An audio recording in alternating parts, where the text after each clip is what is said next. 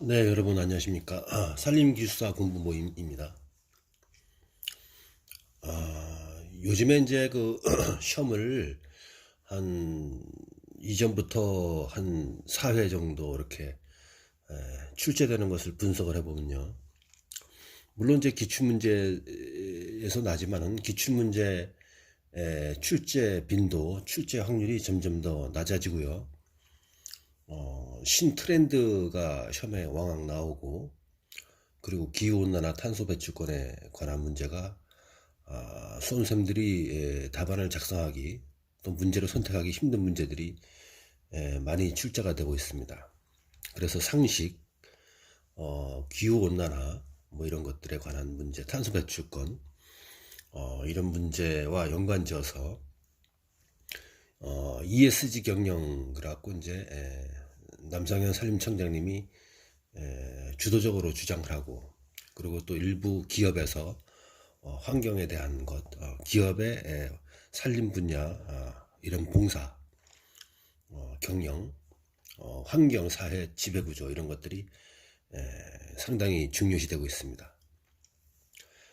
그래서 이번 시간에는 문제 제목으로 산림 분야 ESG 경영에 대해서 한번 공부를 해보겠습니다. 산림 분야 ESG 경영에 대해서 설명하시오. 큰 1번 ESG란 반가로 1번 E environment 환경, E society 사회, S 지배구조, 3 governance, G 지배구조. 그래서 앞자를 따서 ESG 되는 것입니다. ESG란 큰 골자로 환경, 사회, 지배구조를 말합니다. 자, ESG란 환경, 사회, 지배구조로서 기업의 비재무적 지표 3가지를 고려한 경영활동을 말한다. 비재무적 지표 3가지입니다. 기업의. 즉, 기업이 얼마나 친환경적이고 사회적 책임을 다하며 지배구조상 투명하게 경영을 하는지를 의미한다. 이런 뜻입니다. 큰 2번 ESG의 중요성. 그럼 ESG가 왜 중요한가? 1번 기업에게 거는 기대와 기업을 바라보는 시각이 바뀌었다는 것입니다. 두 번째, 기업의 경제적 성과만을 기대하던 기존의 가치관에서 변화해 기업이 주요한 사회적 문제 등을 적극적으로 고려해야 한다는 것입니다. 큰 3번, ESG 경영과 해외 산림 투자의 관련성. ESG 경영과 해외 산림 투자의 관련성입니다. 1번, 산림은 지구상 유일한 온실가스 흡수원이고, 두 번째, 이 온실가스 흡수원 이런 것이 키워드가 되는 것입니다. 두 번째, 산림은 그 자체로 친환경 목재 자원을 제공하며 동시에 온실가스 흡수 등 공익적 가치가 큰 사업이다. 세 번째, 해외 산림을 조성하는 과정에서 병행되는 개발도상국 지역주민 일자리 창출, 지역 경제 활성화 및 양질의 교육 등으로 UN 지속가능한 개발 목표 기여도가 매우 높은 사업 분야로 평가되고 있다.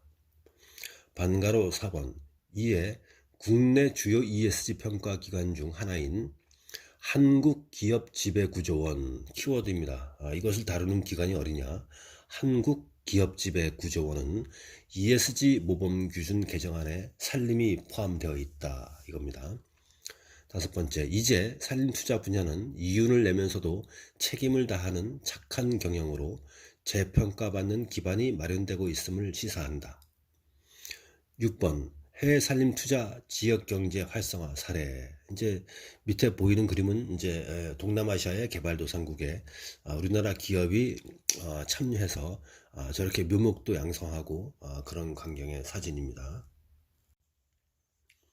4번 한국임업진흥원의 지원 내용. 한국임업진흥원 서울 서초구 방배동인가 있죠. 1번 한국임업진흥원은 ESG와 같은 글로벌 트렌드 변화나 코로나19 등으로 대외적인 해외 산림 투자 여건이 악화되는 상황에서도 우리 기업들이 사업을 영위할 수 있도록 지원을 한다.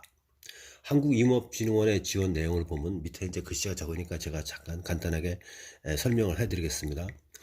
응답 기업 기본정보, 응답기업 기본정보 이렇게 돼갖고 기업명, 대표자 이름, 사업자 등록번호, 본사 소재지, 설립연도, 상시 종업원수, 국내 매출액, 해외 매출액, 매출액 영업이익률, 해외 산림자원 개발 신고 여부, R&D 투자 규모, 산림청 융자 기지원 여부, 해당 유형 전부 표시, 유형 1, 중소기업이냐, 중견기업이냐, 대기업이냐, 유형 2, 임산물 생산업이냐, 임산물 유통업이냐, 임산물 가공업이냐, 기타 임업 관련 서비스업이냐, 이제 이런 거에 따라서 해외 진출 사업의 주력 업종은 코드는 뭐냐, 해외 진출 사업의 주력 취급 제품 무엇이냐, 또 주력 해외 진출 국가는 1순위가 어디고 2순위 어디고 3순위 어디냐, 이런 양식에 의해서 임업진흥원에서 이제 신청을 하게 되면 지원해 준다, 그런 뜻입니다. 그리고 이제 임업진흥원에서 지원하는 절차는 1단계는 수요 조사를 합니다. 펀드 현행화를 하고 참여 기업을 모집합니다. 2월 달에. 2단계로는 현장 코칭을 합니다. 기관 역량을 진단하고 사업성 진단을 합니다. 이건 수시로 합니다. 그리고 3단계로 최종 펀드 연계, 투자 운영사 매칭을 해주고요. 3단계 맞춤 컨설팅, 사업계획 고도화 투자 유치 전략 수립을 갖다가 9월에 해주죠. 자, 큰 5번 기업 설명회는 어떻게 하느냐, 이제 예시입니다. 1.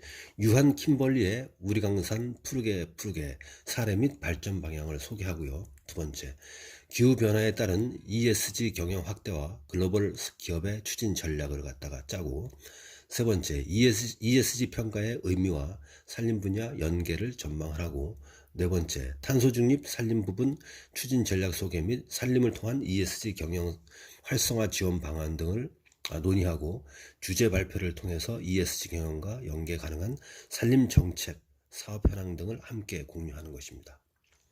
여섯 번째, 큰 테마 여섯 번째입니다. 대제목, 기대 효과. 1. ESG 경영을 통한 민관 동반 관계로 전 세계적 온실가스 감축 및 우리 정부의 2050 탄소 중립 선언 구현에 기여를 한다.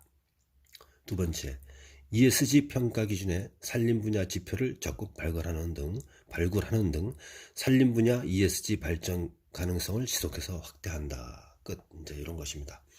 자, 우리가 이제 탄소 배출권, 기후 온난화 이런 것 때문에 이제 정부에서 정책상으로 정부와 국민들만 움직이거나 그런 것이 아니라 기업들 이런 기업에서 기업은 돈을 자본을 많이 가지고 있지 않습니까?